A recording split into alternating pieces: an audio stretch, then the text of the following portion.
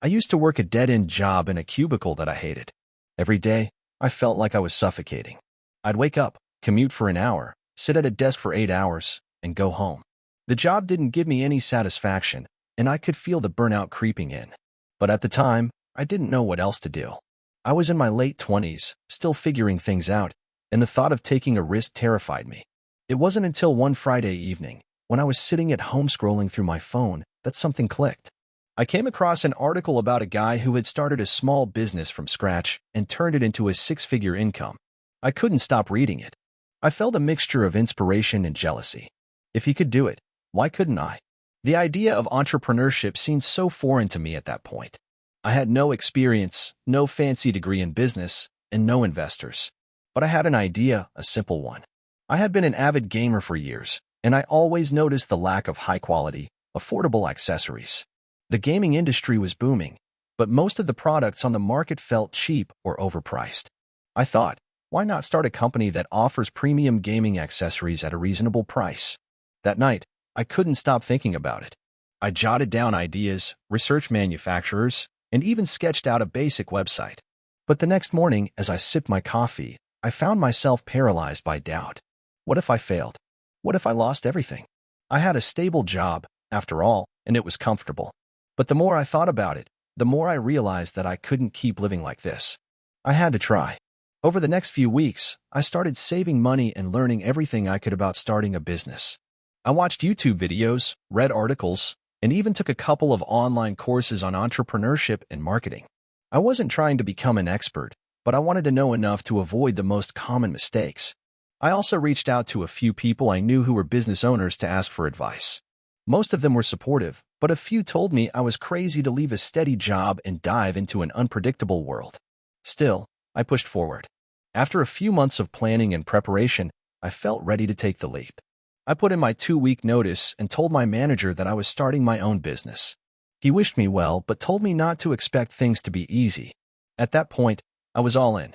I set up an online store, got in touch with a manufacturer in China, and started designing a logo. The hardest part, though, was convincing myself that I was capable. There were days when I wondered if I'd made a huge mistake. I'd check my bank account balance and feel a knot form in my stomach. But I pushed through, working late into the night on my business while still keeping up with my job during the day. The first few months were rough. My website didn't get much traffic, and I didn't make many sales. I spent hours tweaking the design and improving the product descriptions, but nothing seemed to work. I remember feeling utterly defeated one night. I was looking at my website's analytics and saw that I had only made a handful of sales in the past month. I wanted to quit, but something inside me wouldn't let me. I decided to take a different approach. I started reaching out to gaming influencers on social media, offering them free samples in exchange for reviews. It was a long shot, but it was the only strategy one could think of. A few weeks later, I got my first big break. One of the influencers, a YouTuber with over 1 million subscribers, agreed to do a review of my product. She praised the quality and affordability, and within hours, my website was flooded with orders. I couldn't believe it. Sales started pouring in, and for the first time, I felt like all my hard work was paying off. But just as things were starting to look up, I hit another roadblock. The manufacturer I had been working with ran into production issues, and my supply chain was interrupted. Orders started piling up, and I began to panic. I couldn't afford to lose the momentum I had just gained. I spent hours on the phone with the manufacturer, trying to figure out a solution. After what felt like an eternity, I was able to find another supplier who could fulfill the orders. It wasn't perfect, but it was enough to keep the business running. During this time, I learned an important lesson. No matter how well you plan, things will always go wrong. The key is how you respond to setbacks. The next few months were a whirlwind. I hired a small team to help with customer service and order fulfillment, and we started scaling up the business. I focused on building relationships with my customers and making sure they were satisfied with their purchases. Word of mouth spread, and soon, my brand was gaining recognition within the gaming community. We began to get more press coverage, and our social media following exploded. But despite all the progress, I was still overwhelmed. The stress of managing everything on my own, handling the marketing, customer service, inventory, and finances, was starting to take a toll. I reached out to a mentor who had been in business for years, and he gave me the best piece of advice I had ever received. You can't do it all by yourself. You need to build a team that you trust. So, I started hiring more people, marketing specialists, a finance manager, and an operations manager. I let go of some of the tasks that were draining me and started focusing on the bigger picture. That's when things really began to take off. The business became more organized, and I was able to focus on growth instead of getting bogged down in the day-to-day details. By the end of my first year in business, my company had turned a profit, and I was able to pay myself a salary. I even hired a full-time customer service team to handle the growing demand. Looking back, it was unbelievable how far I had come from that day I decided to quit my job. I still had a long way to go, but the foundation was there. Now, 5 years later, my company is a recognized brand in the gaming community. We've expanded our product line, and we ship internationally. I've hired dozens of people, and I've learned more than I ever thought possible about running a business. There are still challenges, of course, but I've come to embrace them. Entrepreneurship has taught me to be resilient, adaptable, and fearless. If you're thinking about starting your own business, my advice is simple: take the leap. The fear will never go away, but you have to push through it. It's not going to be easy, and there will be moments when you feel like giving up, but if you keep going, you'll get there. And most importantly, don't be afraid to ask for help when you need it. Build a network of mentors, friends, and employees who can support you, and you'll be amazed at what you can accomplish. I'm living proof that anyone with a vision and the determination to see it through can succeed. The journey is long, but the reward is worth every sacrifice. If you enjoyed the video, don't forget to leave a like and subscribe to the channel. It helps the content grow and motivates me to create even more great videos. Turn on notifications so you don't miss any new uploads. By the way, I'm curious, when do you usually watch my videos? While working, studying, or just relaxing at home? Let me know in the comments. I'd love to hear from you. Thank you for your support. This is the story of how I went from living paycheck to building a business that's worth 6 figures. It wasn't a smooth journey, and there were plenty of moments where I wanted to quit. But here I am, finally able to share what I learned. I'm sharing this in hopes that someone reading this will feel inspired to take the leap, even when it seems impossible. Growing up, I didn't come from a wealthy family. My parents worked hard, but we were never in the comfortable zone. The idea of owning a business or being an entrepreneur wasn't even on my radar. My plan was simple: get through school, land a decent job, and live a normal life. After high school, I went to college with the usual dreams of finding a good job. I was always a B-average student, never a star, but never a failure either. I majored in marketing because it seemed like a practical path that would give me a stable career. I graduated in 2015 with some student debt and a degree that I thought would help me land a solid position. Reality hit hard once I graduated. I spent 6 months applying to every marketing job I could find, but nothing came through. I was either too inexperienced, overqualified, or not the right fit. It was frustrating. To make ends meet, I took a series of temp jobs, bouncing from one to the next. During this time, I was constantly on Reddit, reading stories about people who had made it in business. I thought, if they can do it, why can't I? But at the time, I didn't have any clear ideas or skills that seemed like they would work for a business. I didn't have thousands of dollars to invest, and honestly, I didn't even know where to start. That all changed when I started to work at a local coffee shop. The owner was an entrepreneur, and for some reason, I just clicked with him. We'd talk about business on slow afternoons, and he encouraged me to think bigger. It wasn't until one day, while listening to him talk about how he built his coffee shop, that it clicked for me. I didn't need a ton of money to start a business. I needed a good idea and a willingness to hustle. That conversation stayed with me. Over the next few weeks, I spent my nights researching small businesses, watching YouTube videos about e-commerce, and reading everything I could about side hustles. Eventually, I came up with an idea: personalized gifts. I noticed there was a growing trend in customized gifts, things like engraved jewelry, custom prints, and personalized home decor. However, the market felt saturated with overpriced products that lacked real creativity. I wanted to offer something unique, but I didn't have any skills in design or product creation. So, I started looking into dropshipping. The beauty of dropshipping is that you don't need to deal with inventory or upfront costs. You simply partner with suppliers who ship products directly to customers when someone buys from your store. It sounded perfect, but I quickly learned that dropshipping isn't as easy as it sounds. I started by creating a Shopify store and picked a niche: personalized home decor. The initial setup was tough. I had no clue about website design or online marketing, so I had to learn everything from scratch. I spent hours trying to make my store look professional, figuring out how to set up payment gateways, and testing different designs. I spent $150 on ads to promote my store, but after a month, I had only made $40 in sales. I was devastated. But then, something clicked.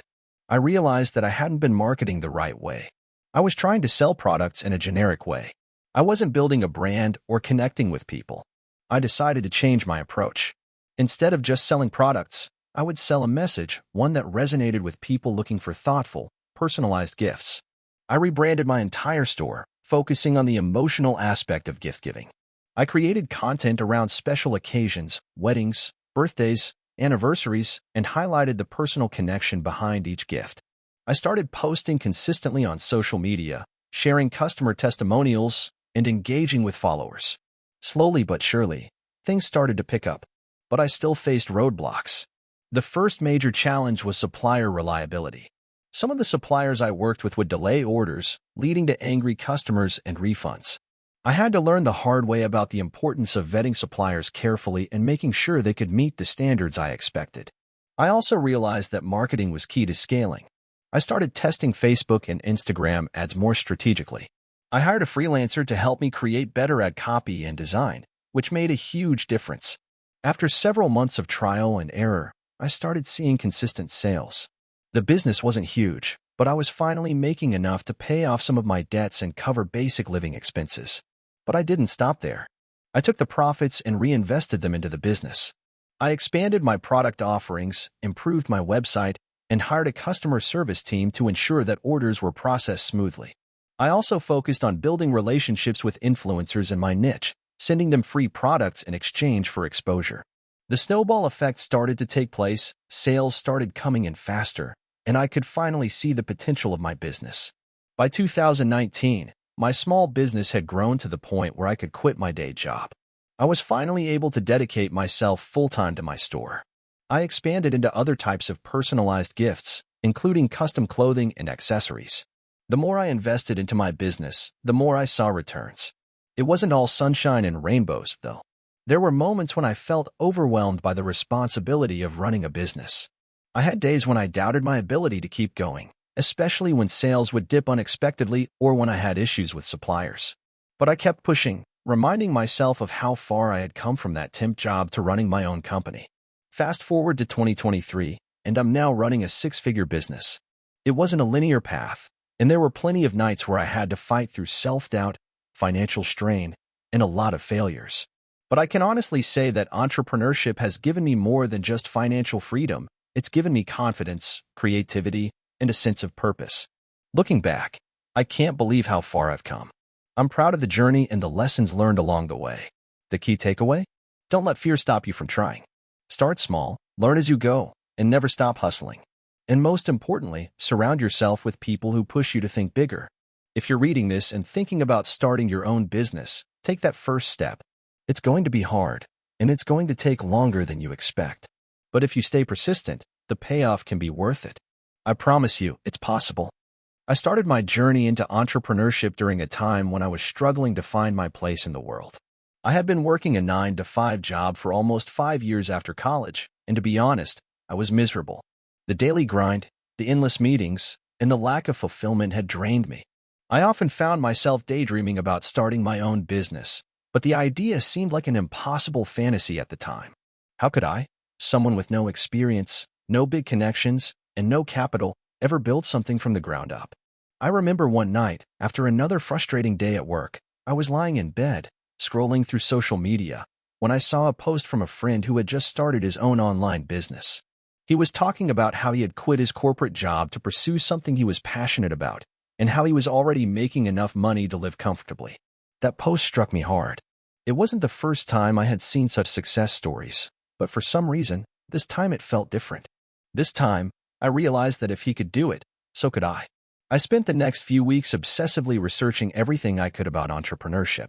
I read books, listened to podcasts, and joined online forums to gather information.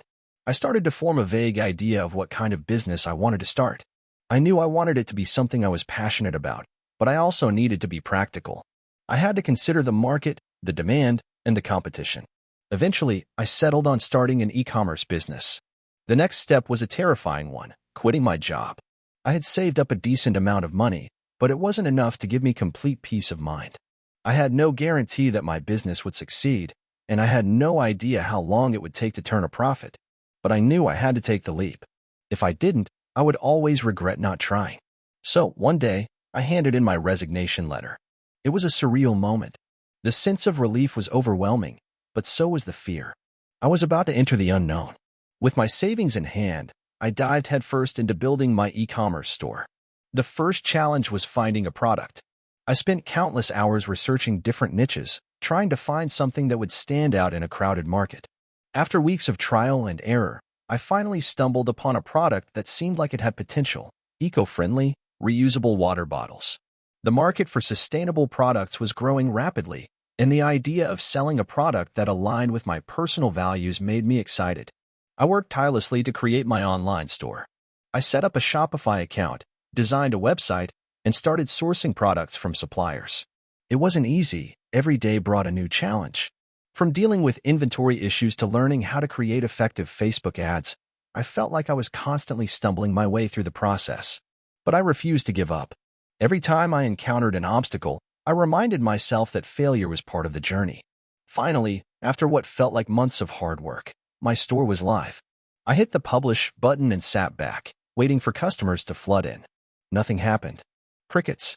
Days turned into weeks, and still, I had barely any sales. The self-doubt started creeping in. Was I doing something wrong? Was this all a mistake? I reached out to other entrepreneurs in online forums and asked for advice. I discovered that I had made several rookie mistakes. My website wasn't optimized for conversions, my ads weren't targeted properly, and my product descriptions weren't compelling enough. I immediately made changes. I revamped my website, redesigned my product pages, and started running more targeted ads. Slowly but surely, I started seeing some traction. But even as I began to make sales, things weren't smooth sailing. Running an e-commerce business required far more than I had anticipated. There were constant supply chain issues, customer complaints, and problems with the shipping process. I had to learn how to manage customer service, deal with returns, and keep up with inventory. There were times when I wanted to give up and go back to the safety of a regular paycheck, but I kept reminding myself that this was my chance to build something of my own. Then came the turning point. About a year into running my business, I managed to secure a partnership with a major retailer who wanted to feature my product in their stores. This was the kind of opportunity that could propel my business to the next level. I worked out the logistics, signed the contract, and within a few months, my products were in retail locations across the country. That was when things really started to take off. Suddenly, I was dealing with far more orders than I had ever imagined. My small team expanded, and I had to figure out how to scale my business while maintaining the quality and customer service that had gotten me to that point. I learned to delegate tasks and trust others with responsibilities that had once felt like my sole burden. It wasn't easy, and it took time, but slowly, my business grew into a legitimate brand. Looking back, there were so many moments when I thought about quitting, when I felt like I wasn't cut out for this. But now, years later, I'm proud of what I've built. My business has expanded into new product lines, and I've had the privilege of hiring an incredible team who are just as passionate about the brand as I am. If there's one thing I've learned, it's that the journey of entrepreneurship is full of ups and downs. The road is never as smooth as you expect it to be. There will always be challenges, big and small, but the key is to never give up. The first few years will be the hardest, but if you stay persistent, stay adaptable, and learn from your mistakes, the rewards can be life-changing. So to anyone out there who feels stuck in their job, or who's unsure if they can make it as an entrepreneur, I have one piece of advice: take the leap. It won't be easy, but it will be worth it. The best time to start is now. I started my entrepreneurial journey out of desperation and necessity. I had just lost my job as a marketing director at a mid-sized company in 2018, a place that I thought I would retire from. The company had always been a stable gig with decent pay, and the work itself wasn't glamorous, but it was comfortable. Until it wasn't. A wave of budget cuts hit, and my role was one of the first to go. I sat there in shock for the first few hours, unsure what to do with myself. It wasn't until later that night, when I was lying awake, that I realized this was a gift in disguise. I had always been the type to dream big but lacked the confidence to take risks. The security of a paycheck had always been enough to keep me from making any real moves on my own ideas. But now, with no job, no plan, and no direction, I decided to finally listen to the voice inside my head that had been whispering about starting a business for years. The idea wasn't revolutionary. It wasn't some groundbreaking innovation that would change the world. I wanted to start an e-commerce business, selling custom-made products. I had always been interested in design, and I knew the power of social media marketing. My plan was simple: create a brand around unique, personalized products and sell them online, mainly through Instagram and Facebook. The market was competitive, but I believed I could carve out a niche with the right approach. With no savings to fall back on, I started small. I spent the first couple of weeks researching products, suppliers, and different platforms where I could sell. I went through countless hours of trial and error, reading articles, watching YouTube tutorials, and absorbing everything I could about running an online store. I had a small budget, less than $1,000, and I needed to make it stretch as far as possible. My first product was custom engraved phone cases. It wasn't the most original idea, but I figured it had potential. I found a supplier who would allow me to order in bulk at a reasonable price and a platform to host the online store. My first big hurdle was setting up the website. I had zero experience with web design, but I found a simple template on Shopify, tweaked it, and launched my store. The hardest part was coming up with a brand name. After hours of brainstorming, I landed on something simple: Engrave It. With the website up and running, I turned to social media to spread the word. I created Instagram and Facebook accounts for Engrave It, posting images of the products and offering promotions to anyone who followed. To be honest, I didn't have a huge following, and the response was slow at first. I felt like I was shouting into a void, but I kept pushing. I posted consistently, engaging with anyone who liked or commented on my posts, and tried to network with other small businesses. Slowly but surely, the orders started trickling in. It was nothing crazy, but I was making sales. The feeling of seeing that first order come through was exhilarating. The first few months were a roller coaster. I barely made enough to cover the costs of my inventory, and I had no idea what I was doing when it came to marketing. I experimented with Facebook ads, spent hours optimizing the product descriptions, and tweaked my website to make it more user-friendly. There were days when I wanted to give up, but I pushed through, always telling myself that persistence was key. The orders increased, albeit slowly. Then, about 6 months in, I hit a roadblock. My supplier, who I had been working with for all my products, suddenly raised the prices significantly. This cut into my margins, and I had to figure out how to either absorb the cost or pass it on to my customers. At the time, I had just enough money to cover the expenses of the business, but this sudden change put a lot of pressure on me. I was spending hours every day looking for new suppliers, all while trying to balance fulfilling the current orders. During this period, I made my first big mistake. I wasn't transparent with my customers. I was afraid of losing them, so I didn't explain why the prices had gone up. I just raised them and hoped no one would notice. Big mistake. Within a week, I received several complaints about the price hikes. A few customers even demanded refunds. I was devastated. This was my first real taste of what it felt like to have unhappy customers. I took a step back, reflected on the situation, and realized my mistake. I apologized to everyone who had been affected, explained the situation with the supplier, and offered them a discount on future purchases. It wasn't easy, but I learned the importance of transparency in business. From that moment on, I was determined to be as open and honest as possible with my customers, even when things went wrong. It took about another 6 months before I started seeing significant traction. My brand was growing, and I had started expanding my product line. I introduced custom engraved tumblers and keychains, items that seemed to resonate with my audience. I had also refined my marketing efforts, partnering with influencers in the lifestyle and tech niches to help promote my products. While I still wasn't making a fortune, I was finally turning a profit. I had also learned how to better manage cash flow, which helped keep things moving. Then came a game changer, the pandemic. When the world went into lockdown in 2020, people were spending more time at home and shopping online more than ever before. My business experienced a surge in orders. I had to hire a couple of part-time employees to help fulfill the increasing demand, and I upgraded my website to handle more traffic. The surge didn't last forever, but it gave me the capital I needed to scale up the business further. By the end of 2020, Engrave It was a profitable business, and I had a solid customer base. I was finally able to quit my side gig and focus on the business full-time. I had learned so much in the last couple of years: how to manage inventory, how to run effective ads, how to deal with unhappy customers, and, perhaps most importantly, how to stay resilient in the face of adversity. Looking back, I still remember the fear and doubt that plagued me in the early days. I almost quit several times. I questioned whether I had made the right choice, whether I was cut out for this, and whether it was worth the effort. But now, I know that it was all part of the journey. I learned to embrace the failures and use them as lessons. Today, Engraveit has expanded into a full-fledged brand with a variety of personalized products. We've grown into a small but stable company with a team of 5 full-time employees and a robust online presence. I'm not a millionaire, but I'm proud of what I've built. I'm doing what I love, and I've learned the true value of perseverance. If there's one thing I could tell aspiring entrepreneurs, it's this: you don't need to have it all figured out from day one. Start with what you know, keep learning, and don't be afraid to fail. Failure is just part of the process. The key is to keep moving forward, even when things seem impossible. I'm living proof that with enough grit and persistence, you can turn a small idea into a thriving business. I never thought I'd be where I am today. To give you some background, I didn't come from money, and I didn't have some silver spoon to shove in my mouth when things got rough. In fact, I was a high school dropout, barely scraping by. But I built something out of nothing, and it all started with a single idea, a bunch of hustle, and a lot of sleepless nights. Let me take you back to where it all started.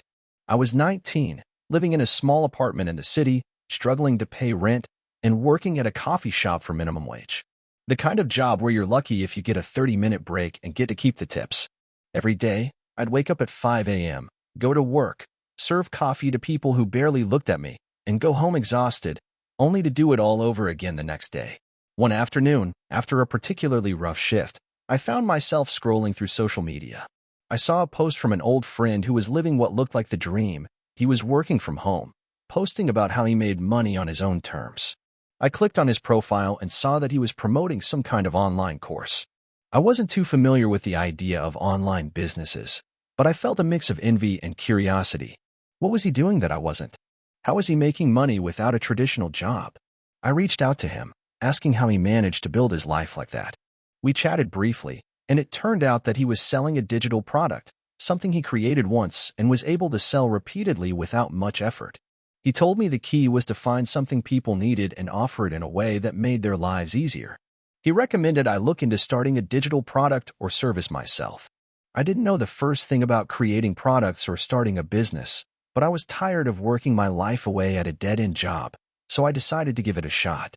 I spent the next few months reading books, watching YouTube videos, and reading anything I could find about starting an online business.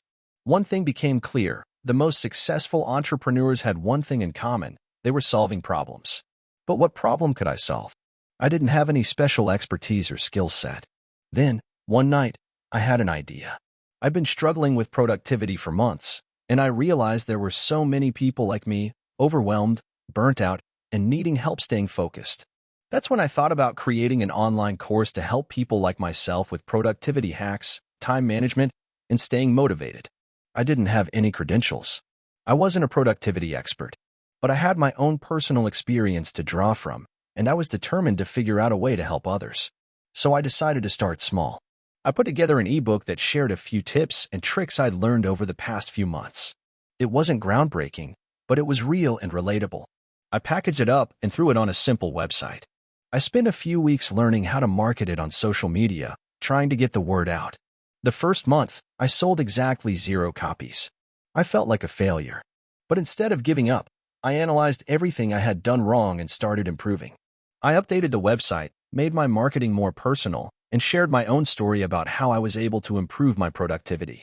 I posted more content on social media, joined forums, and tried to connect with others who might be interested in what I had to offer. I kept at it.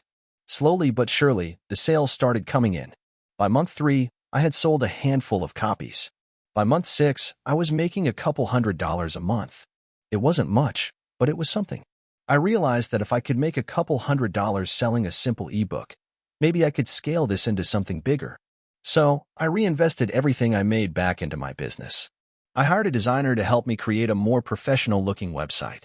I spent money on ads and continued to build my social media following. I also started creating more content, blog posts, videos, and downloadable resources. The more I gave, the more people began trusting me and buying my products. After about a year, I launched a full-fledged online course. I had taken everything I'd learned about productivity and time management, packaged it into a series of video lessons, and launched it for $49. I spent months perfecting the course, and when I finally launched it, I was scared to death. What if nobody bought it? What if all the work I'd put in was for nothing? But within the first week, I had made over $1,000 in sales. It wasn't a huge amount, but it was enough to prove that people were willing to pay for the value I was offering. Over the next few months, I continued to refine the course, make updates, and engage with my audience.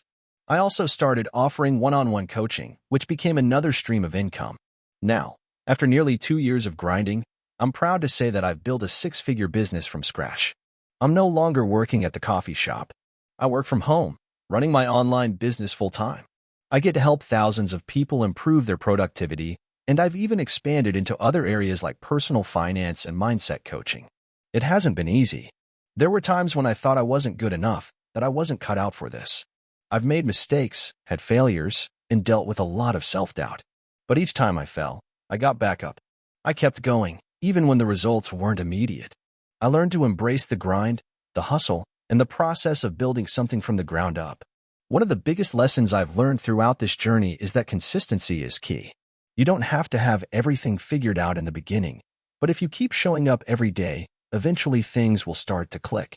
Don't be afraid to start small, and don't be discouraged by slow progress. It's the daily work that adds up to something big over time.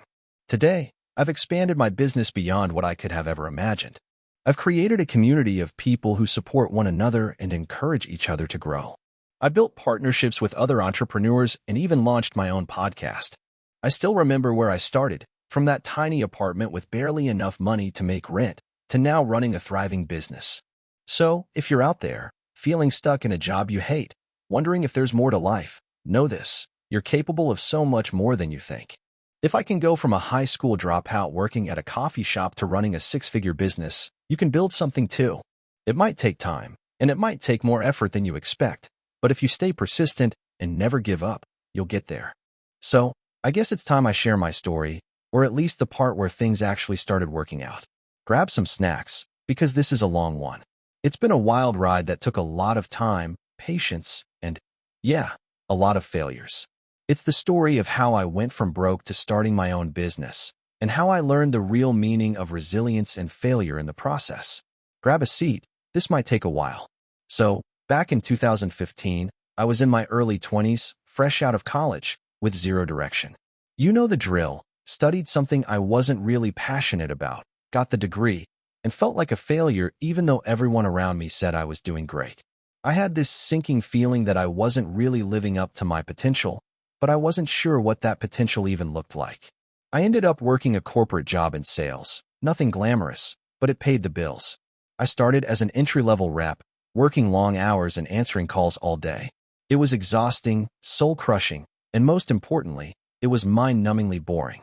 I realized pretty quickly that this wasn't going to be my future. But I didn't have a solid plan. It's one thing to dream big, it's another to know where to start. I would often listen to podcasts and read books about successful entrepreneurs, guys who had started their own companies and made millions. People like Gary Vaynerchuk, Tim Ferriss, and Pat Flynn kept me motivated. They all said the same thing: start small, hustle hard, and fail fast. But the question I kept asking myself was, what am I supposed to start? I had no idea. Eventually, I came across an article on Reddit that talked about the side hustle lifestyle. The idea was simple: start something on the side, even if it was small, and work on it after your regular job. It sounded easy enough, right? Wrong. After thinking about it for a while, I decided to start an e-commerce business. Why e-commerce? Because I could work on it from home, it didn't require huge capital to start, and I had a basic understanding of the internet. So, I did what every amateur entrepreneur does. I Googled how to start an online store and went from there. The first mistake I made: picking a niche that I had zero passion for. I chose phone accessories, not because I loved tech, but because I figured it would be an easy market to break into.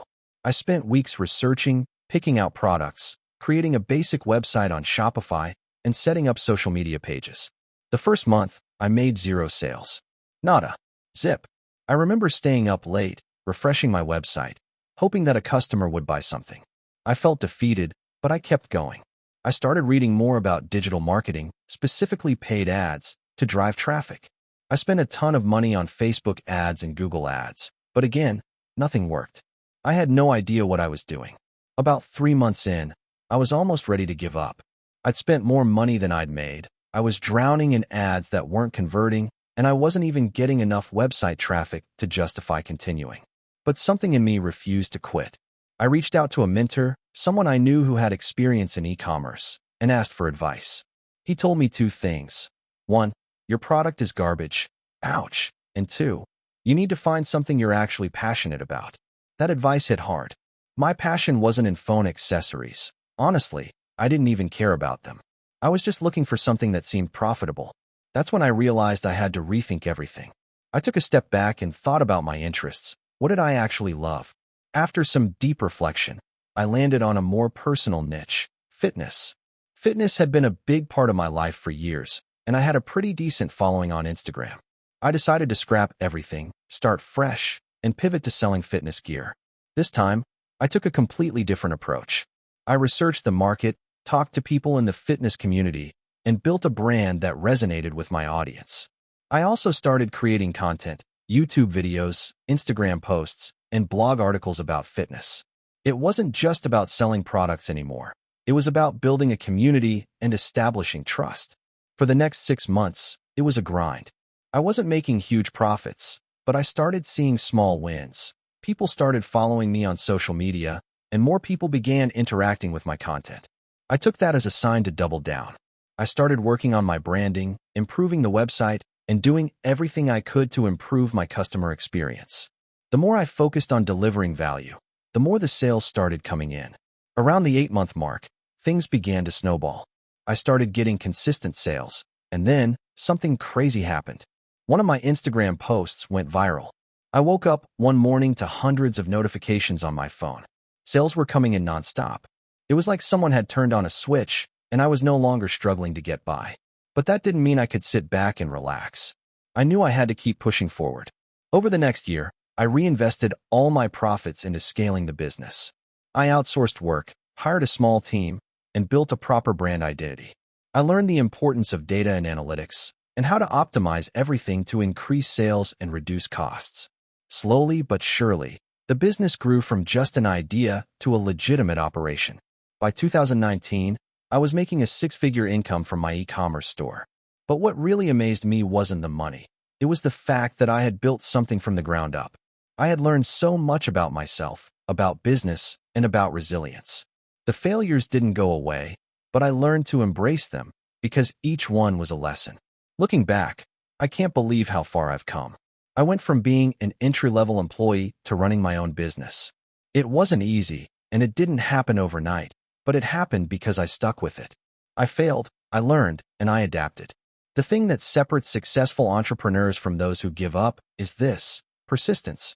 It doesn't matter how many times you fall, as long as you get back up and keep going.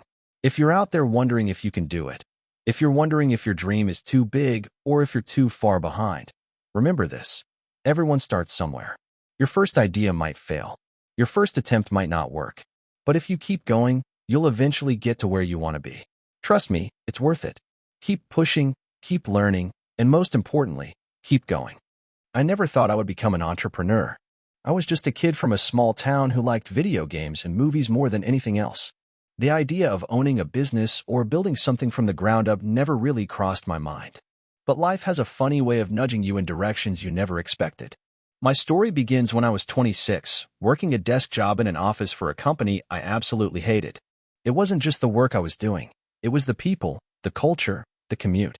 Every morning felt like I was dragging myself out of bed, only to work on projects that didn't excite me in the slightest. I had been in this role for almost 2 years, and it felt like I was stuck in a rut. I had dreams of doing something meaningful, but the security of a steady paycheck kept me locked in place. My friends would talk about how they were living the dream in their careers, while I was quietly counting down the days until the weekend. One day, after another mind-numbing day of meetings and reports, I sat at my desk staring at my computer, wondering if this was all life had to offer. I scrolled through some blogs and came across a post about side hustles. I had heard the term before but never really gave it much thought. The post described how many people started small businesses while working full-time jobs. Some sold handmade goods on Etsy, others built websites, and a few started online tutoring businesses. That was the moment when something inside me clicked. I wasn't happy in my job, and I wasn't fulfilled by it either. But maybe, just maybe, I could build something for myself on the side. I started small. I'd always been interested in graphic design, so I decided to dabble in it. I bought a course on Udemy, downloaded a few design tools, and spent my evenings after work learning the ropes. It was a slow start, but within a few months, I had built a small portfolio and started getting clients from word of mouth. I was making a few $100s a month, but that was enough to keep me motivated. I was still working my day job, but I was slowly beginning to see a path forward. Around this time, I began feeling more confident about my skills. I wanted to push myself further and start offering services that were more complex and potentially more profitable. I had been doing a lot of logo designs and social media graphics, but I wanted to venture into web design. The problem? I had no idea how to code. But that didn't stop me. I threw myself into learning HTML, CSS, and JavaScript. It took months of late-night coding, frustrating moments where nothing worked, and days when I thought about quitting. But little by little, I learned. In my third year of juggling my day job and side hustle, I had saved up enough money from my freelance work to take a leap. I was making enough money that I didn't need the steady paycheck anymore. It wasn't much more than what I'd been making at my full-time job, but it was enough to sustain me. So, I took the risk and quit my desk job. The first year of full-time freelancing was a roller coaster. Some months were great. I had clients coming to me, and the work was fulfilling. Other months were slow, and I'd spend days wondering if I'd made a huge mistake. I learned quickly that running a business wasn't just about doing the work. It was about managing clients, handling taxes, creating contracts, and marketing myself. I had no idea what I was doing. I made a ton of mistakes, undercharging, overpromising, missing deadlines, you name it. But every mistake was a lesson, and I kept pushing forward. Eventually, things started to stabilize. I built up a solid client base, and word of mouth spread. I learned to automate parts of my workflow, so I didn't have to spend as much time on the boring admin tasks. I hired a part-time assistant to help with scheduling and emails, which freed up my time to focus more on design. It was a major turning point for me. A few years into the business, I hit a plateau. I was making decent money, but I wasn't growing. I knew I had to scale. I had to get out of the one-person show mentality. So, I started thinking bigger. I reached out to other designers, developers, and even writers. I hired them as contractors and started building a small team. At first, it was hard to let go of control. I was used to being the one who did everything, from design to client communication to project management. But gradually, I learned to trust my team and give them the freedom to do what they were best at. Scaling the business wasn't easy. There were growing pains, learning how to manage a team, balancing the budget, and dealing with the occasional difficult client. But the business started growing faster than I expected. I had more projects coming in, and I was able to take on bigger clients. One of my first major clients was a well-known tech startup that needed a complete rebrand and a new website. It was a huge project, and it stretched me and my team to our limits.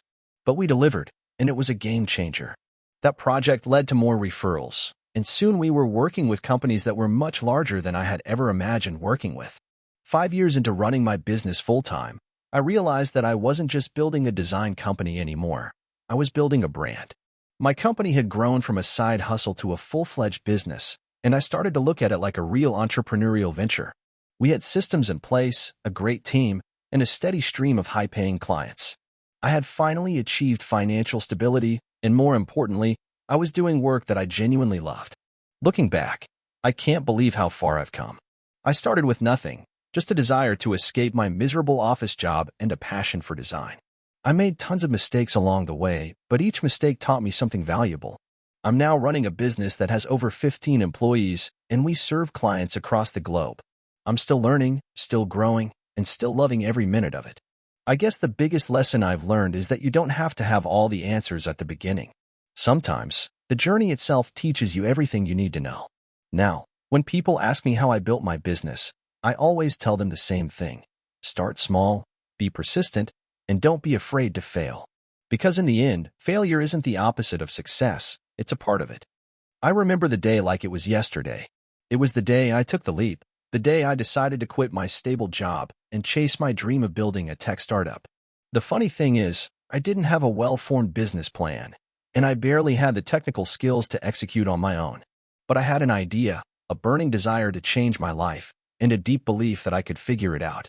It all started a few years ago when I was working at a mid-sized company as a project manager. My job wasn't terrible, but it didn't excite me either.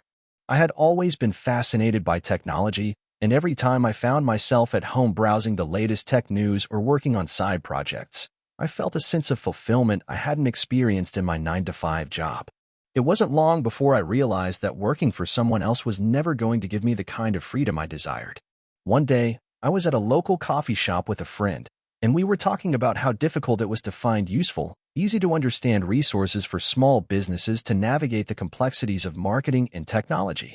We both had ideas, but it wasn't until we started brainstorming solutions that something clicked.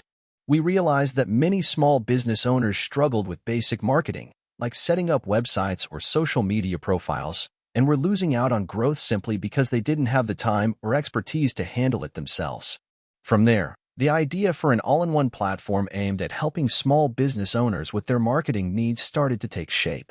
The goal was to create a service that would simplify everything from building a website to managing social media and email campaigns, essentially a one-stop shop for digital marketing. We called it Marketees. The first step was terrifying. I didn't have the technical expertise to build the platform, and I had no experience running a business. I was already overworked at my day job, so finding time to work on Marketees was a challenge.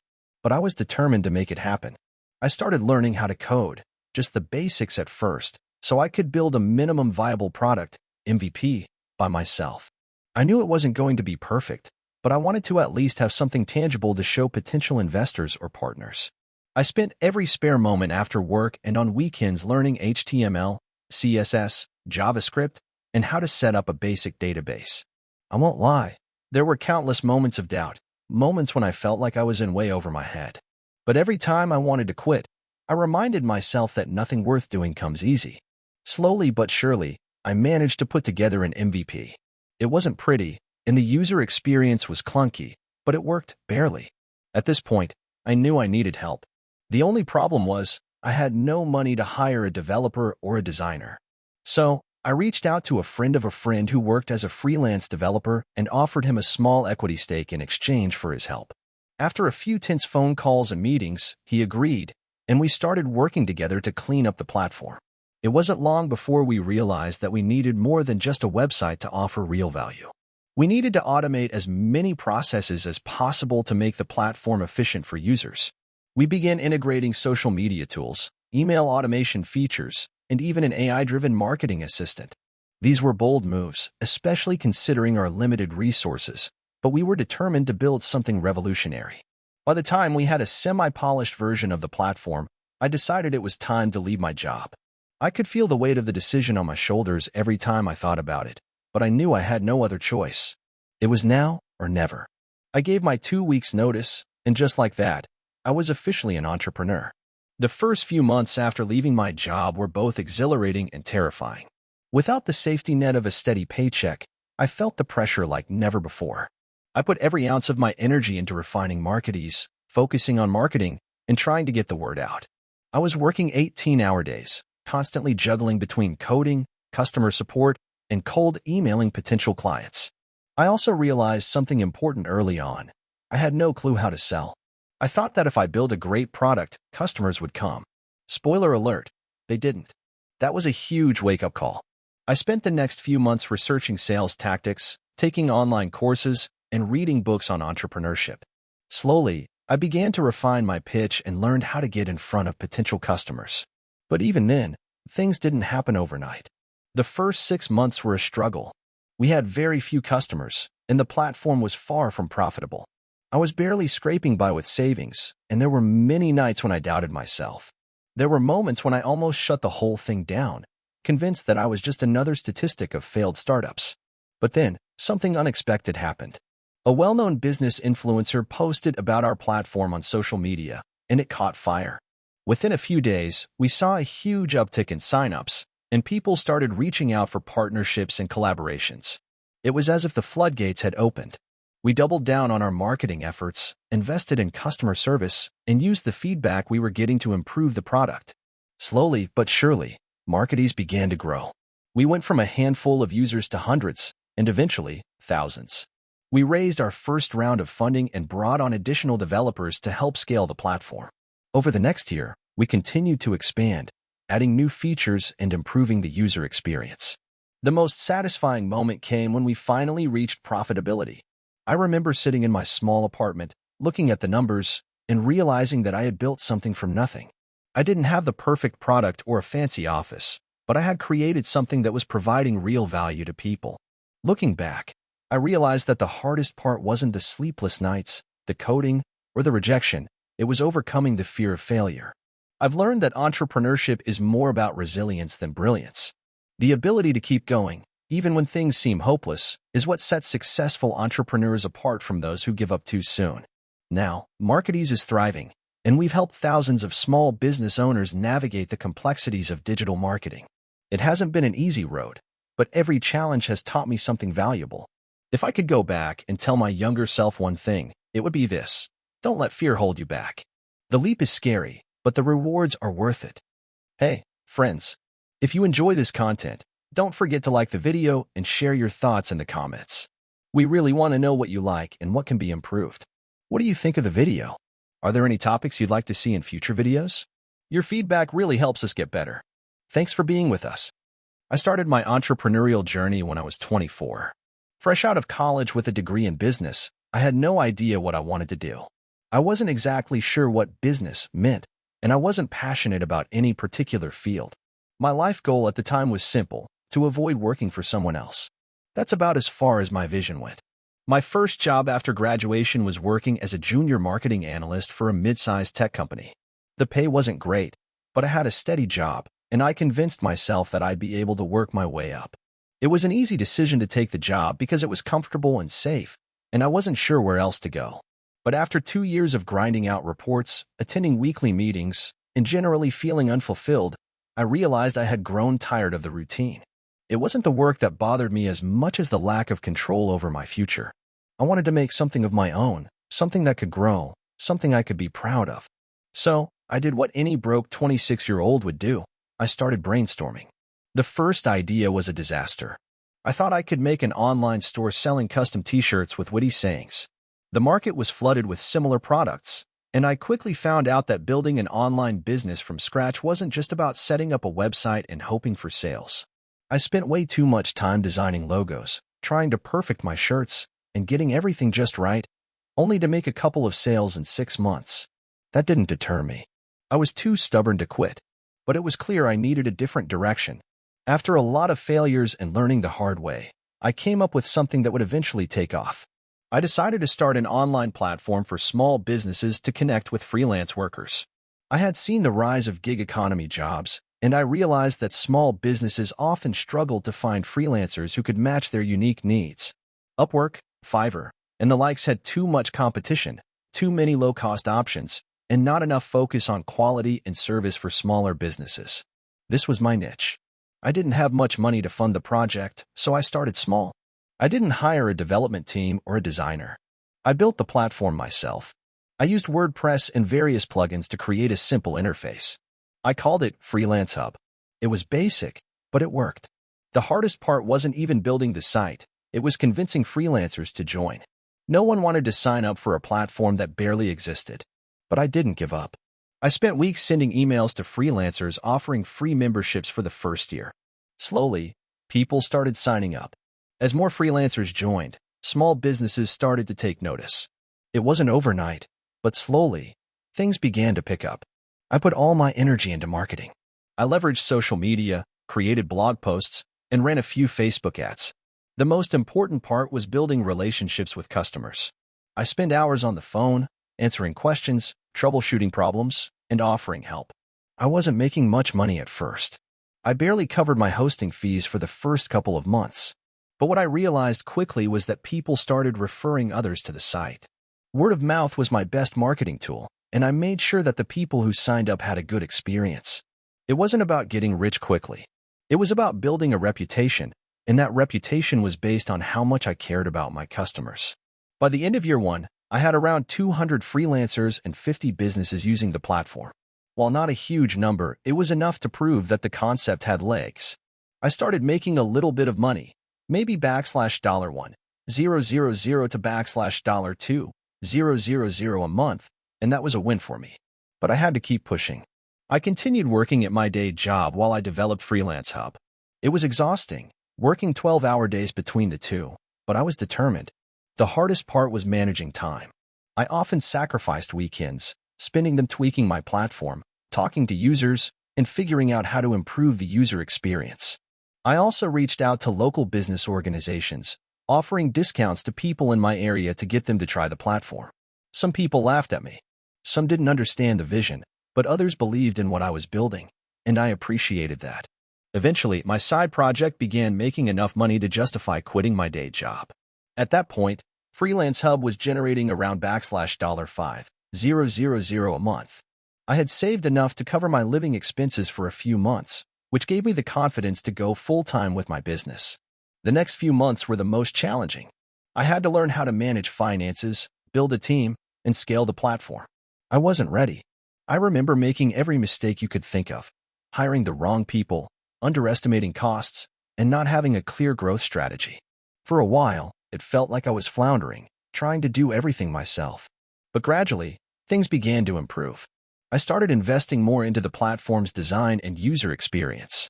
I hired a developer to help me build out better features, such as a custom search algorithm that made it easier for businesses to find the right freelancers. I also launched a new marketing campaign to attract bigger businesses. Slowly but surely, our user base grew. More freelancers and businesses signed up. I also started to improve the revenue model, moving from a simple subscription model to one that included commission-based fees for successful job placements. By the time I reached my third year, Freelance Hub had hit $100,000 in annual revenue. I had built a small but dedicated team, including a customer service representative, a marketing specialist, and a developer. I had also begun seeking out partnerships with local chambers of commerce and regional business associations. This opened up new avenues for growth. But it wasn't all sunshine and rainbows.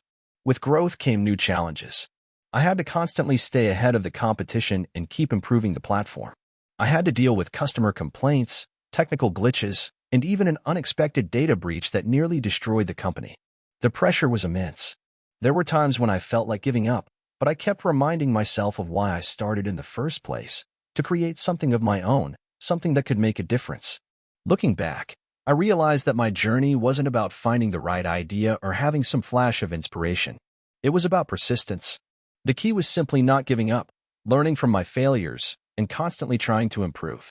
Over time, Freelance Hub became more than just a business. It became my passion. And though I still face challenges and uncertainties, I can honestly say I've never been happier than I am now. So, what's the takeaway from my story? If you want to start your own business, don't expect it to be easy. There will be times when you doubt yourself and feel like you're failing. But if you keep pushing through, keep learning, and keep improving, eventually, things will click. Entrepreneurship isn't about finding the perfect idea. It's about doing the work and staying committed, no matter what. It all started in 2015. I was 28, living in a small, rented apartment in San Francisco, scraping by with a desk job in a marketing department at a mid-sized tech company.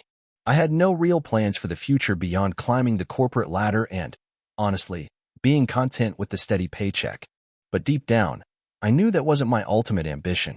I had always been fascinated by tech, the way new ideas could disrupt entire industries, and how an individual could change the world with just a single innovative concept. One evening, after a particularly exhausting day at work, I sat on my couch, scrolling through my phone, looking at the tech news. That's when I saw it, a headline about a new startup that had raised $2 million in seed funding. These guys are my age and already making it, I thought. Something clicked. What was I doing with my life? I was just another cog in the machine. At that moment, I decided I was going to build something of my own.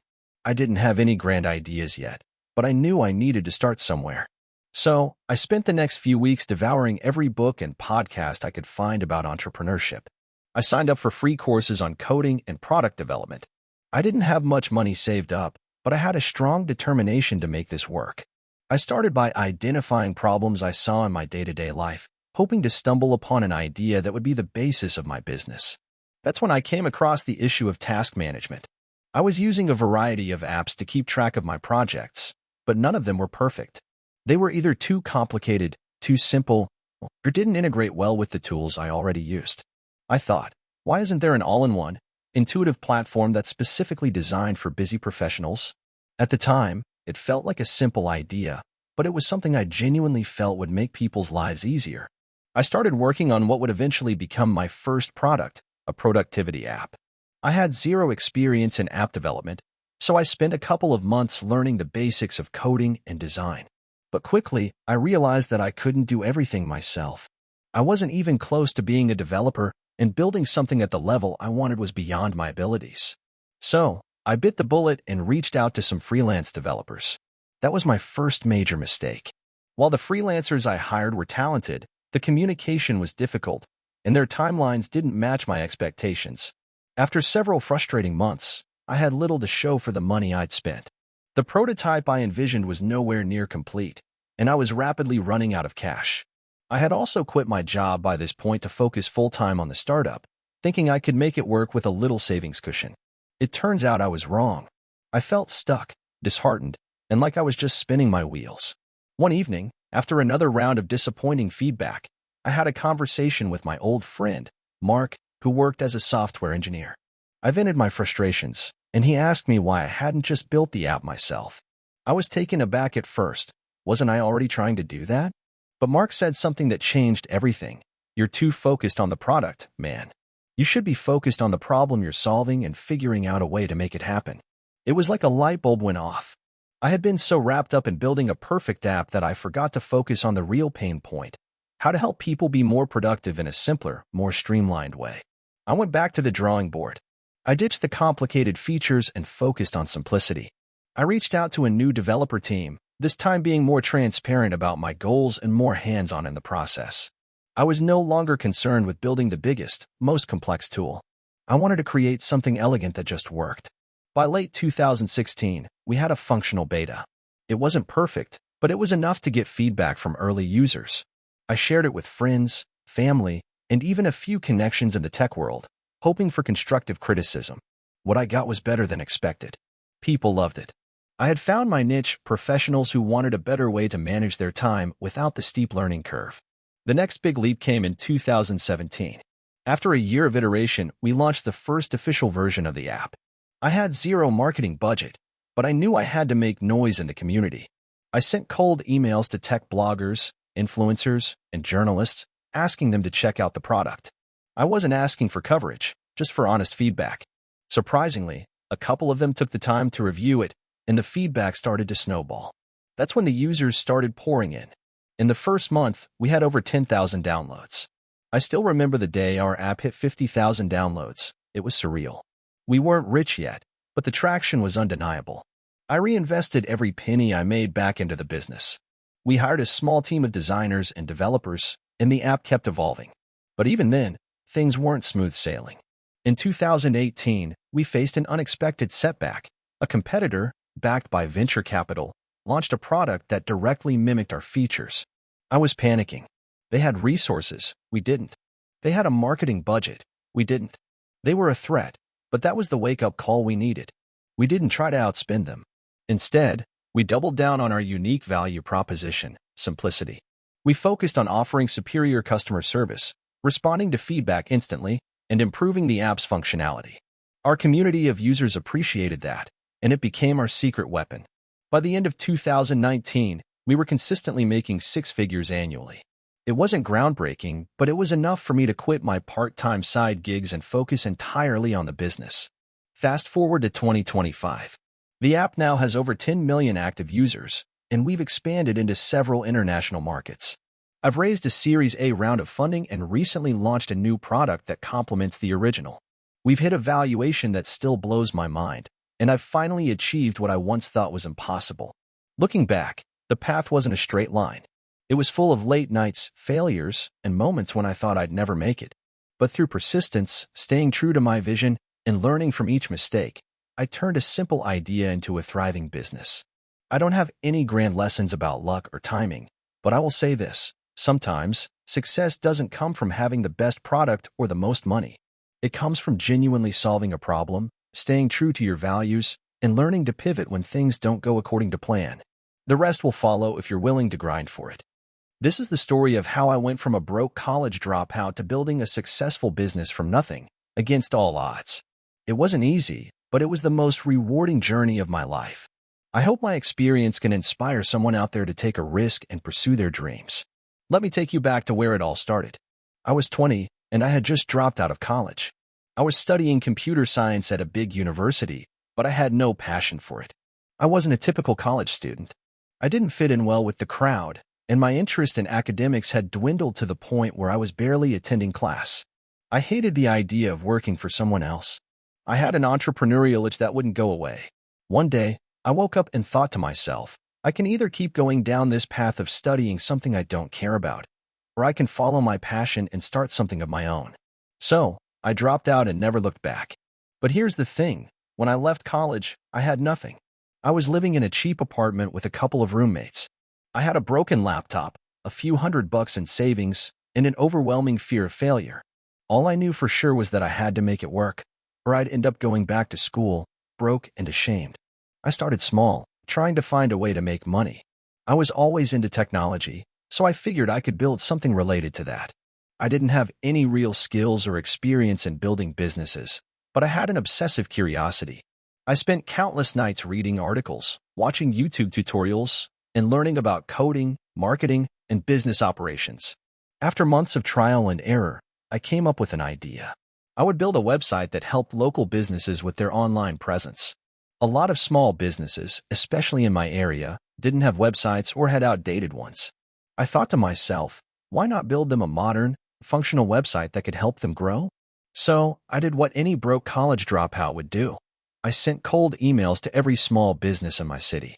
I spent hours perfecting the email, hoping to stand out from the dozens of others that probably sent similar pitches. My first few responses were straight-up rejections, but that didn't stop me. I kept sending emails, tweaking my pitch, and offering my services for dirt cheap. Then, one day, I got a response. A local coffee shop owner wanted to meet. I couldn't believe it. I showed up at the coffee shop, wearing my best, I'm a professional outfit, which was basically a hoodie and jeans, and pitched my idea. I told him that I could build a simple, sleek website for his business that would help him get more customers. The owner seemed skeptical but agreed to give me a shot. He said, "All right, I'll pay you $500 for a website, and if it works, we'll talk about more projects." It was a small contract, but it was my first real client. I threw myself into the project. I worked day and night on the website, staying up until 3 a.m. most nights trying to get every detail perfect. After about 2 weeks, I finally finished it and launched it. The coffee shop owner loved it, and within a month, he saw an uptick in business from the online presence I had created for him. He was so impressed that he referred me to another local business owner, and then another. Word of mouth started spreading, and I started getting more and more clients. But there was a problem. I didn't have a business. At least not one that was properly organized. I was juggling everything, building websites, emailing clients, handling invoices, and trying to manage my finances all by myself. I was overwhelmed, working 16-hour days, and feeling like I was constantly on the edge of burnout. My social life was non-existent, and I was sacrificing my health to make this business work. Eventually, I realized that if I wanted to grow, I needed to bring in help. So, I hired my first employee, another freelance developer who was willing to work for a low wage, just like me. I also started using tools like Trello and QuickBooks to organize my projects and finances. Slowly but surely, things started to run more smoothly. Fast forward a year, and my business had grown significantly. I had a team of 5 people working with me, and we were making around $20,000 per month in revenue. But just as things seemed to be going well, disaster struck. One of my key employees quit unexpectedly, and with them went a significant portion of our client base.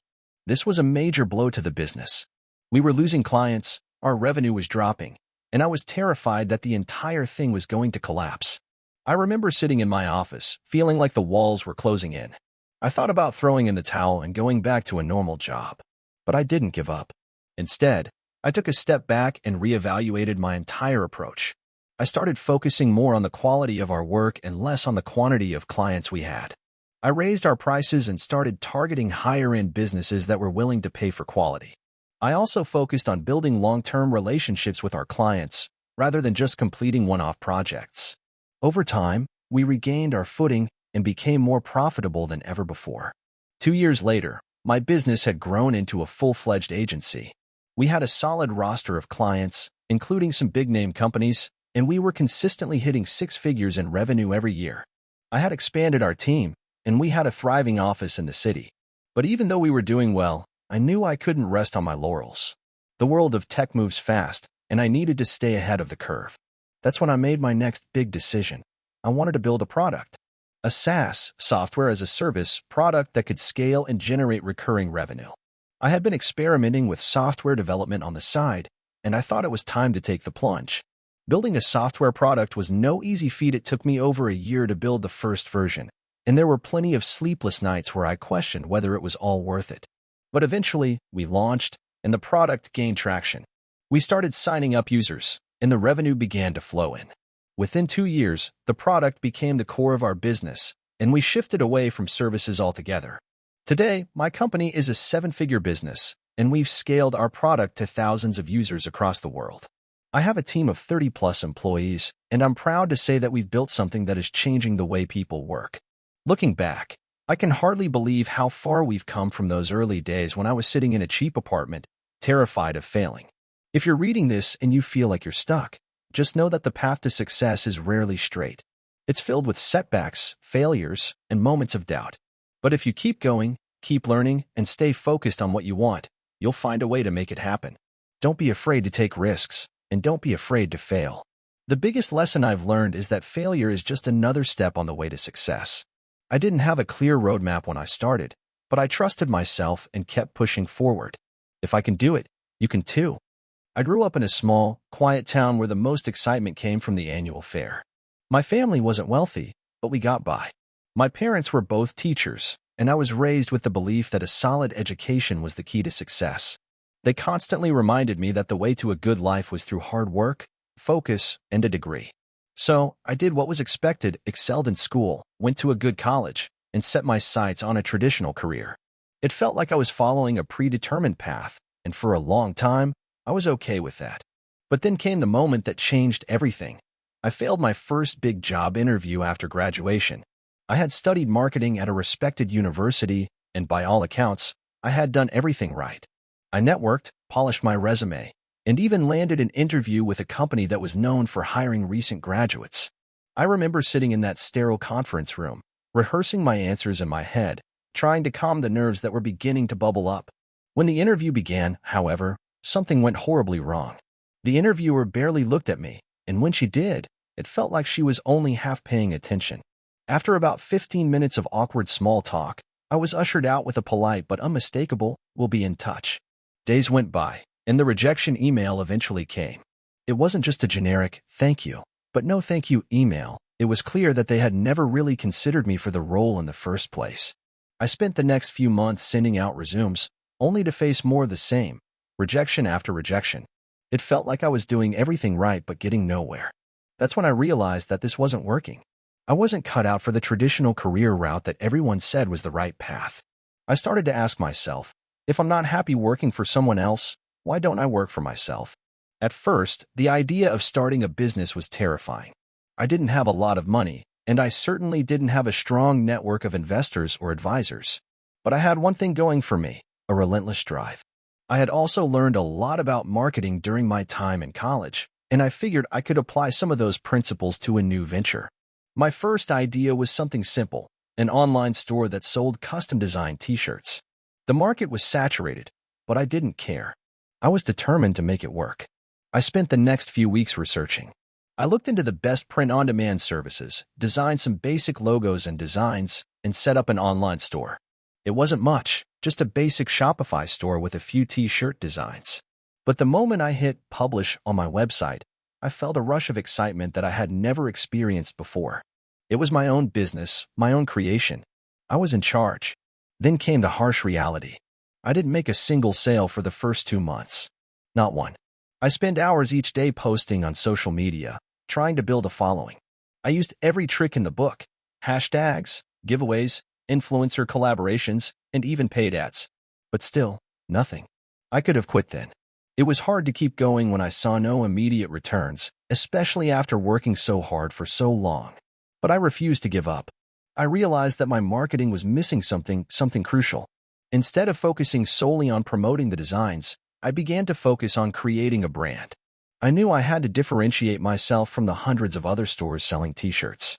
So, I asked myself, what am I passionate about? What would make people care about my brand? That's when I came up with the idea of merging my t-shirt designs with social issues. I started designing shirts that had meaningful messages, environmental awareness, equality, and mental health.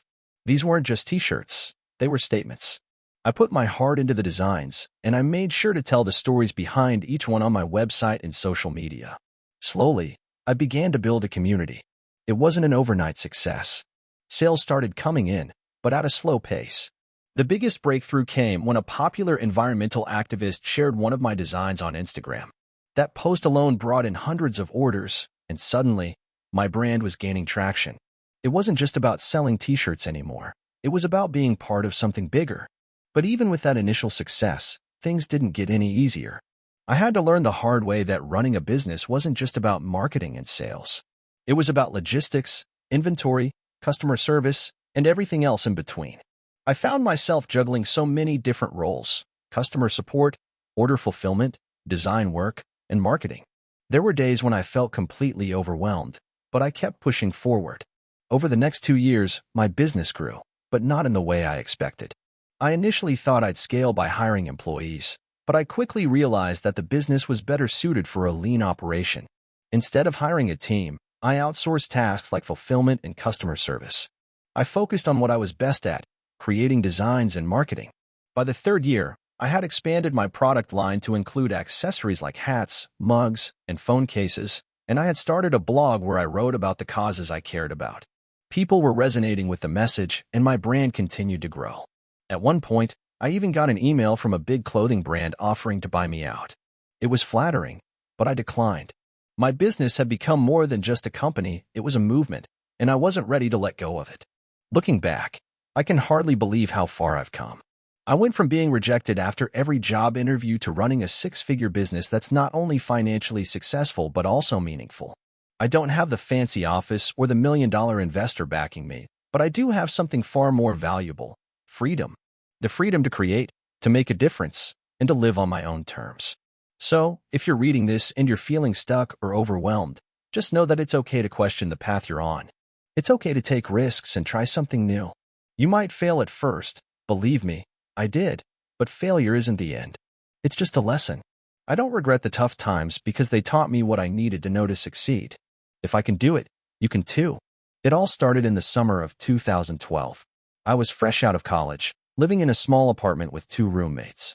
I had just finished an internship at a marketing firm, but I realized that I wasn't ready to work a 9-to-5 job for someone else. I wanted to build something of my own. The idea of entrepreneurship seemed thrilling, but at the time, I had no real plan or substantial savings to kick off a business.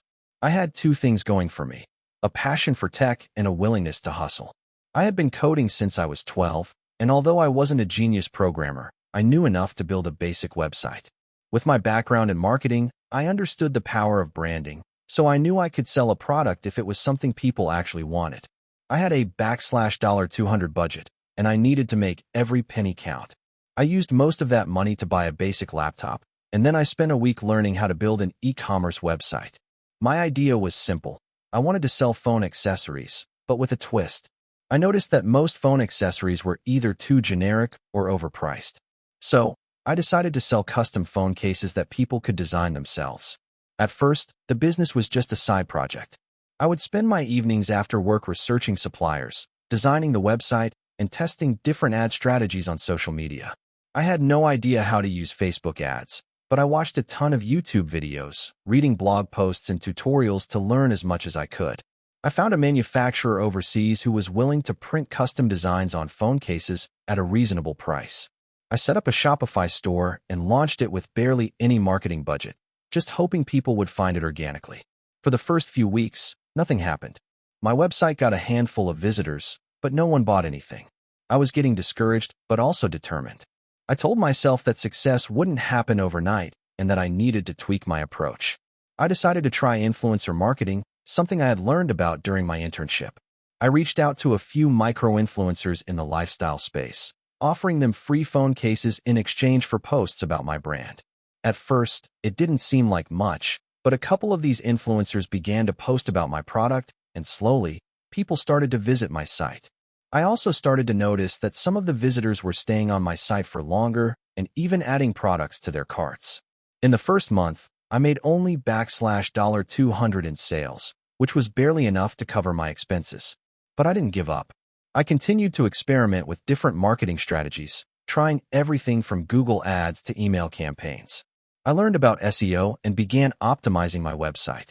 By month 3, I had finally made my first $1,000 in a month. It wasn't much, but it was a turning point.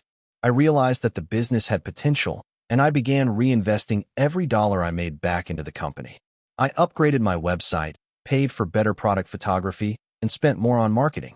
I even started to reach out to more influencers, offering them a commission-based structure rather than just giving away free products. It was a risky move, but it paid off. At the 6-month mark, I had my first big breakthrough. One of the influencers I'd been working with posted a photo of herself with one of my custom phone cases, and it went viral. Within 48 hours, my website was flooded with traffic. I couldn't believe it. I was getting sales in the hundreds per day. The next few weeks were a blur. I had to hire a part-time employee to help with customer service, and I upgraded my packaging to make it more professional. I also expanded my product line to include custom laptop sleeves, tote bags, and other tech accessories. The months that followed were filled with highs and lows.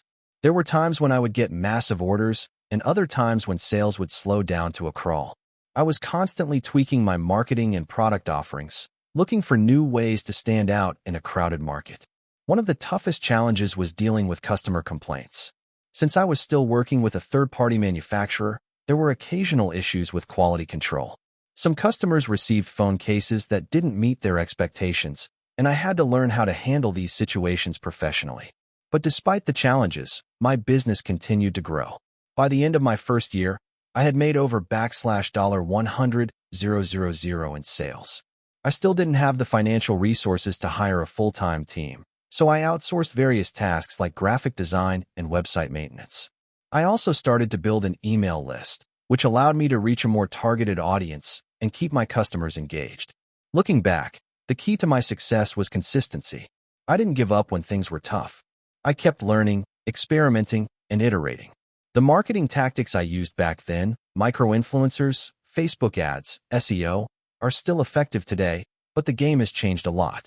The competition has increased, and the market is saturated with similar products. But by that time, I had already built a strong brand, and my customers were loyal. By year 2, I had expanded into international markets and partnered with a few major retail chains. I still didn't have investors, and I was running everything myself, but the business was thriving. I was finally able to quit my day job and focus on the company full-time. In year 3, I reached another milestone. My business was generating over $1 million in revenue. It was surreal to think that I had gone from a broke college grad with $200 to a self-made entrepreneur. But it wasn't just about the money. I had built something real, something that people loved.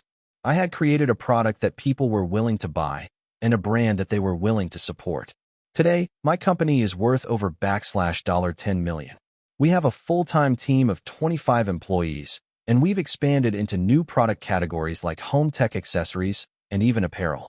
The journey wasn't easy, but every challenge I faced taught me something valuable. I learned that entrepreneurship isn't about avoiding failure. It's about learning from it and pushing through. If there's one thing I've learned from my journey, it's this: don't wait for the perfect moment to start. If you have an idea and the drive to make it happen, just go for it. Success doesn't come instantly, but with persistence, you can turn your dreams into reality. I'm not the richest person in the world, but I'm proud of what I've built. And if I can do it, so can anyone else. Just keep hustling, keep learning, and never stop believing in yourself. I was once a broke college dropout with nothing but a dream and a side hustle. Now, I run a successful tech startup that generates over $10 million in revenue per year. This is my story of how I went from failure to building a company that changed my life and the lives of many others. It all started when I was in college. I had big ambitions, but I never quite fit into the traditional education system. I would spend most of my time building projects on the side, learning how to code, and exploring ideas that seemed more aligned with my passions than the degree I was working on.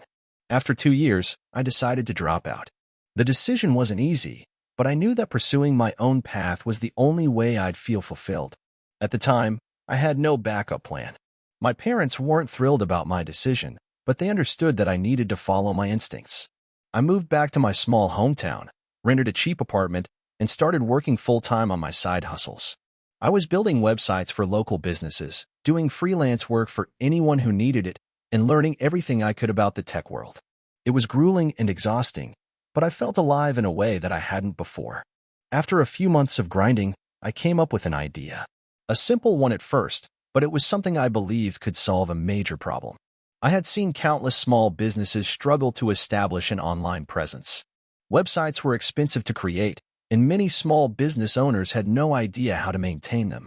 I thought, what if I could build a platform that allowed business owners to create and manage their websites easily and affordably? I started developing the platform in my spare time. It wasn't easy. I had no funding, no team, and no real guidance. But I was determined to make it work. I worked out of coffee shops, coding late into the night, and teaching myself everything I could about running a business. I made countless mistakes along the way. I launched the platform too early, didn't market it effectively, and struggled to gain traction. But I refused to quit. The breakthrough came when I realized I needed to pivot. I couldn't just build a website builder. There were already plenty of those. I had to offer something more. After some thought, I added a set of marketing tools that would help businesses not only create their websites but also get traffic to them. I integrated features for social media management, email marketing, and even basic SEO optimization. The idea was to provide everything a small business would need to succeed online in one simple, affordable platform.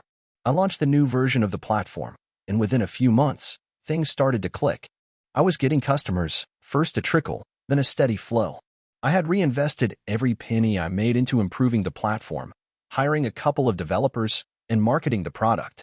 By the end of the year, I had made enough to hire a small team. I rented a small office space, and it felt like everything was starting to fall into place. But that was just the beginning. I encountered so many challenges that it would take hours to go over them all. We faced issues with scaling the platform, dealing with customer support, and managing cash flow. We had months where we were barely scraping by, and I had to make tough decisions like cutting my own salary or borrowing money from friends just to keep the business afloat. One of the biggest lessons I learned was the importance of listening to customers. Early on, we focused too much on adding features we thought people would want instead of what they actually needed. It wasn't until we started actively engaging with our users, holding regular feedback sessions, and iterating based on their suggestions that we saw real growth. By the time we reached our third year, things had started to change. We had grown our customer base to thousands of small businesses, and the platform was making money. I remember the first time I realized we were truly profitable. It was surreal. I had come so far from the broke college dropout who was scraping by. But the journey didn't end there. We continued to refine our platform and add more features. One of the most impactful decisions we made was expanding our services to include e-commerce solutions. Small businesses were increasingly looking to sell online, and we recognized that as an opportunity to grow. We were able to tap into a whole new market, and this move helped us break through the $1 million revenue mark. As we scaled, I faced the challenge of managing a larger team. In the beginning, it was just me and a few developers. But as the company grew, I needed to bring in more people with expertise in different areas: sales, marketing, operations, etc. Hiring the right people was one of the hardest and most important things I did. I had to learn how to be a leader, not just a founder, and that transition wasn't easy. There were many sleepless nights, doubts, and moments when I wondered if I was even cut out for it. However, the team we built was incredible. I hired people who were smarter than me in their respective areas, and they helped me see things from perspectives I hadn't considered. We were a true team, working towards a common vision. The company culture we created was one of openness, collaboration, and a commitment to excellence. We celebrated each milestone, whether it was landing a big client or fixing a bug that had been plaguing the platform for weeks. The turning point came when we secured a round of funding from venture capitalists. It was a game changer. The funding allowed us to scale faster, hire more people, and invest in more advanced technology. With the capital injection, we were able to expand internationally, launching our platform in several new markets.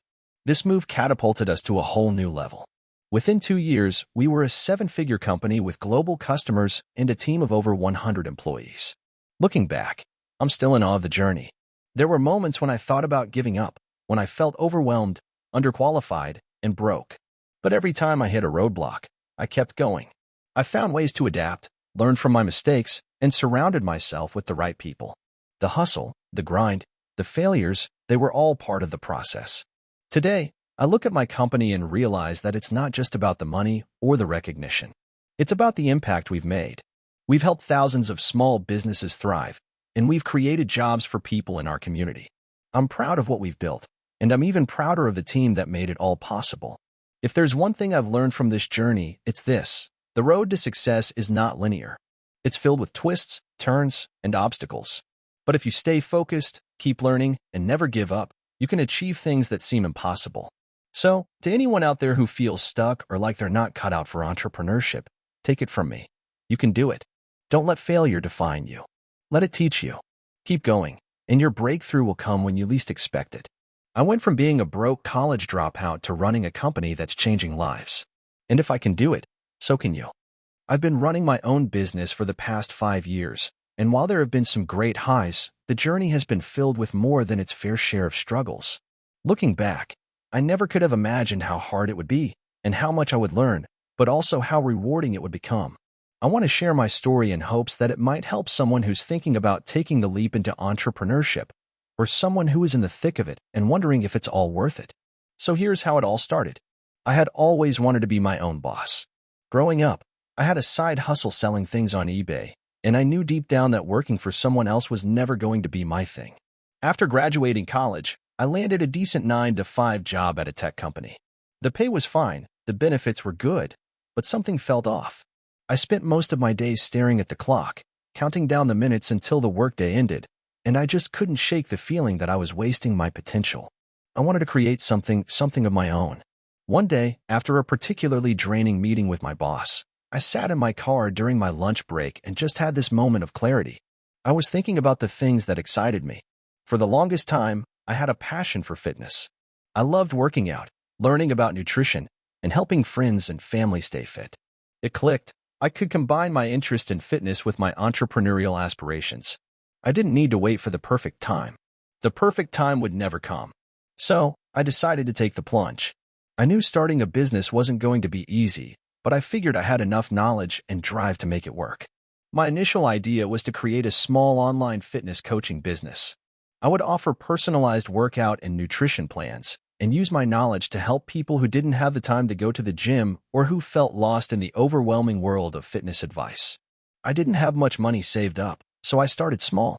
I built a simple website using a WordPress template, created social media profiles, and started posting content. At first, it was just me offering free advice and building a small following. The feedback was good, and people seemed interested in my approach to fitness. But it wasn't translating into sales. I kept hearing people say, "Build it, and they will come," but that was far from the reality. It felt like I was shouting into the void. For the first few months, I was working full-time during the day and hustling at night, trying to grow my business. I spent every spare moment I had researching digital marketing, learning how to create ads, and reaching out to influencers. I spent a lot of time and energy, but the results were slow. I remember launching my first paid product, a basic fitness ebook, and it barely made a dent in my bank account. I was disappointed, but I also knew that failure was part of the process. I wasn't ready to give up. Around the 6-month mark, things took a turn. I started getting some paying clients. They were small, but they were paying. Slowly but surely, I began building a reputation. I realized that one of the keys to growing the business was not just offering a service, but connecting with people on a deeper level. I began taking the time to engage with my followers, responding to their messages and creating content that spoke directly to their struggles and goals. This personalization helped build trust, and that trust eventually turned into sales. However, I wasn't prepared for the sudden influx of clients that came after I started running paid ads. I was juggling too many clients, too many emails, and too much content creation all at once. I was burned out. My mental health started to suffer. I was working 18-hour days, getting up at 5 a.m. to work on my business before my regular job, and staying up late answering client emails. I wasn't sleeping, wasn't eating right, and was constantly stressed. I had the illusion of success, but in reality, I was hanging on by a thread. Then came the turning point. I hit a breaking point about 9 months into my business. I was overwhelmed and didn't know how I was going to keep up with the growth. I almost gave up. I started questioning my decision. Maybe I was just meant to be a regular employee after all. But then I thought about everything I had learned so far, all the progress I had made, and the clients who had trusted me. I couldn't throw it all away. That was when I decided to make some major changes. I reached out to a mentor in the fitness industry who had been through the same struggles. We had a long conversation, and it was exactly what I needed. He told me something that stuck with me. You don't have to do everything yourself. Scale your business, automate, and hire help when you need it. You're not a superhero. It was simple advice, but it was exactly what I needed to hear. From there, I focused on streamlining my operations. I hired a virtual assistant to help with customer service emails. I brought on another coach to help manage my clients. I set up automation for social media posts and emails. Slowly but surely, the stress started to melt away. I could focus more on what I enjoyed, helping clients and creating content, rather than being bogged down by the day-to-day logistics. After about a year and a half, I was able to quit my 9-to-5 job and focus on my business full-time. I had scaled my client base, launched a membership site, and started offering group coaching. My revenue was growing steadily, and for the first time, I felt like I was truly in control of my life. But even though I had achieved some level of success, the challenges didn't stop. Scaling a business requires constant adaptation. The digital marketing landscape changes, competition grows, and customer expectations evolve. I had to stay on my toes and constantly learn and adapt. I also learned that entrepreneurship isn't just about making money. It's about creating value, providing solutions, and finding purpose in the work you do. 5 years in, I've had my fair share of wins and losses. There have been months where I've made more money than I ever thought possible, and months where I thought I might have to close the doors. But the one thing I've realized is that if you stick with it, if you stay committed, and if you're willing to adapt, the rewards can be worth the struggle. I've made mistakes, and I'll continue to make them. But every mistake has been a lesson learned. Every challenge has made me a stronger, more resilient entrepreneur. And the best part? I get to help people every day, and I'm creating something that I'm proud of. So, if you're thinking about starting your own business, my advice is simple. Go for it. But be prepared. It's not going to be easy. You'll face challenges you never imagined. You'll have moments of doubt, and you'll want to quit. But if you keep pushing forward, you'll eventually reach a place where the hard work pays off. The entrepreneurial journey is a roller coaster, but I wouldn't trade it for anything. Title: From Hustler to CEO. How I Built My Business from Scratch While Struggling with Self-Doubt and Failure. Back in 2015, I was a broke 24-year-old with big dreams and an even bigger ego. I had a few jobs that barely paid the bills, living paycheck to paycheck. I thought that running my own business was the key to all the success I could ever need, but I had no real plan, no experience, and barely any savings to make it happen. Still, my desire to escape the 9-to-5 grind was stronger than anything else. I started off by dabbling in dropshipping. You know the story. I saw a few YouTube videos promising that you could make thousands of dollars a day with a laptop and a good product. It all sounded so easy. I'd heard stories of people going from zero to hero in a matter of months, so I thought, why not me? I chose a niche, built a website on Shopify, and got my first product, custom phone cases. I spent my last $300 on Facebook ads, thinking I would be rolling in cash by the end of the month. Spoiler alert, I didn't sell a single case. For weeks, I tried to tweak my Facebook ads, hoping that one small change would be the magic bullet that turned everything around. I was up late every night, learning about e-commerce, watching videos on how to market, how to run paid ads, how to engage with customers. Every time I thought I was making progress, something else would go wrong. My ad spend kept going up with no sales, my website looked amateurish, and the cases I was selling didn't even seem all that special. At some point, I almost gave up.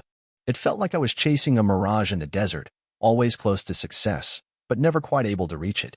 I wanted to quit and go back to a normal job, something that would give me a steady paycheck and a sense of security. But the idea of being stuck in a cubicle for the next 40 years was terrifying. I had to keep going, not just for the money, but because I needed to prove to myself that I could do this. So, I pivoted. Instead of trying to sell generic phone cases, I started looking into custom products with a unique spin. I spent hours researching different product categories, learning about what people were actually buying, and how I could add value to something that already existed. After a few months of trial and error, I settled on personalized, handmade jewelry. It wasn't the easiest niche to break into, but I could tell there was something special about it. People loved unique, one-of-a-kind pieces, especially when they could personalize them with their names or birthstones. I had no experience in jewelry design, but I figured if I could learn the ropes of e-commerce, I could at least find some suppliers who could produce the jewelry for me. I sourced a few reliable manufacturers who offered customization options and started designing my first collection. The first few pieces were simple, yet elegant. Nothing too fancy, just clean and thoughtful designs. When I launched the new store, I focused on creating a brand that stood for something personal, meaningful gifts that people could cherish. I ran ads on Instagram and Facebook, targeting people looking for unique gifts, personalized jewelry, and special occasions like birthdays and anniversaries. Slowly, the orders started coming in. It wasn't an overnight success, but it was something. It felt like a breakthrough. It wasn't long before I got my first big order. A woman wanted to order a custom necklace with her daughter's initials engraved on it for her 30th birthday. I worked closely with the supplier to ensure that every detail was perfect, and when it finally arrived at her doorstep, she sent me a message saying how much she loved it. That moment was like a validation for me. I had created something that mattered to someone. I quickly realized that running a business wasn't just about having a good product. It was about building relationships and providing value to customers. I started paying more attention to customer feedback, responding to every inquiry, and making sure I delivered an exceptional experience. This helped build loyalty, and my repeat customers slowly began to increase. It wasn't long before I was getting orders every day, sometimes several times a day. But things weren't always smooth sailing. There were countless bumps along the way. I had to learn how to manage inventory, negotiate with suppliers, deal with delayed shipments, and constantly refine my marketing. There were times when I thought I would lose everything. My business was still small, and my personal finances were tight. There was no safety net. In 2017, I was approached by a larger competitor who was interested in acquiring my business. I had never imagined anything like that could happen. They offered a decent sum, but I was hesitant. I had built this brand from the ground up. It wasn't just about the money. It was about proving to myself that I could do something big.